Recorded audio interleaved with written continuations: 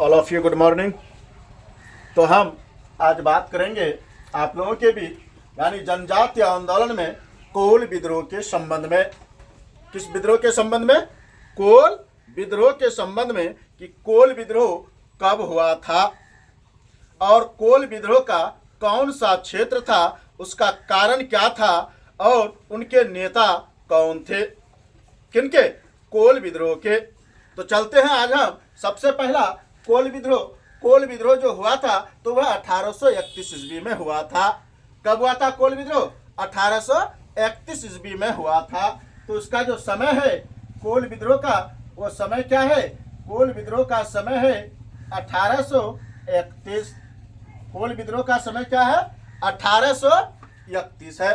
कोल विद्रोह कहाँ पर हुआ था, किस क्षेत्र में हुआ था? तो कोल विद्रोह जो है वो छोटा नागपुर में हुआ था।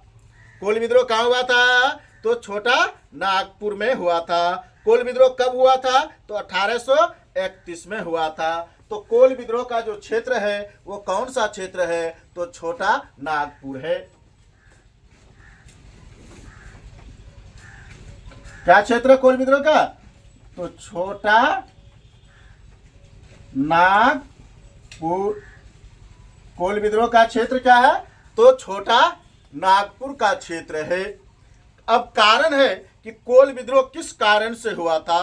तो अंग्रेजों द्वारा उस क्षेत्र में प्रसार तथा कोलों की भूमियों को क्या करना, दीकुओं को यानी हस्तांतरित किया जाना।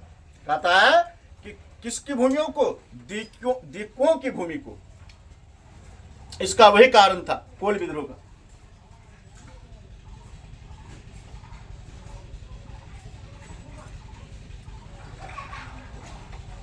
कोल विद्रोह का क्या कारण था?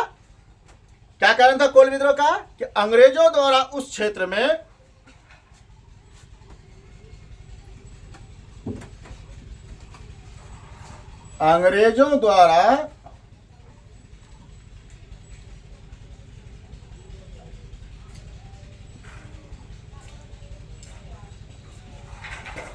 उस क्षेत्र में किसके द्वारा? अंग्रेजों द्वारा उस क्षेत्र में प्रसार।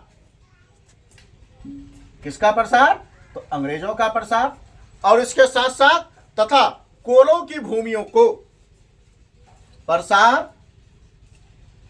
तथा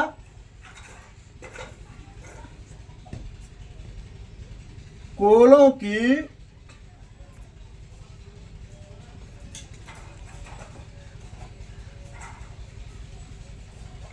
भूमियों को क्या करना? कोलों की भूमियों को दीकुओं, किसके द्वारा? दीकुओं के द्वारा, या कोलों की भूमि को दीकुओं को हम स्थानांतरित किया जाना।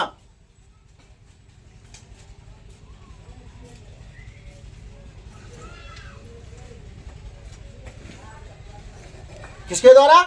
यानी कोलों की भूमियों को दीकुओं को हम दीकुओं को हम